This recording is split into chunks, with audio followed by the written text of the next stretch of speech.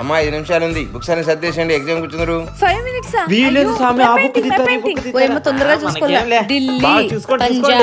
ఏ విద్య అన్ని నేర్చుకున్నావా? అన్ని నేర్చుకున్నానే. ఈ మ్యాప్ పెయింటింగ్ ఏం గుర్తుండడం లేదు, నన్ను డిస్టర్బ్ చేయొద్దు.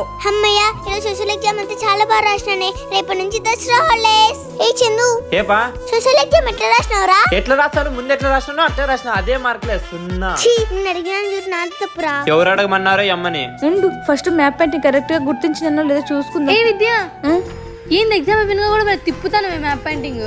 ఏందో ఈ మ్యాప్ పెయింటింగ్ తలకాయ నొప్పి. ఎప్పుడు చూసినా ఆ ఢిల్లీ నోటిస్తారు, ఆ ఢిల్లీని ఎప్పుడు చూసినా తప్పే రాస్తాను నేను. ఓ అందుకని వెతుకుతాండి ఇది. పోనీ మిగతా వాళ్ళకి కలిగి రాసినావా? ఈజీ అయింది, ఢిల్లీనే రాకపోతే మీతో అన్ని ఎట్లా రాస్తారమ్మా? 5 మార్కులు దొబ్బే. అయ్యో అవునా, అయితే నాకేనేమో 5కి 5 వస్తాయి మ్యాప్ పెయింటింగ్ లో. నేను టాపర్.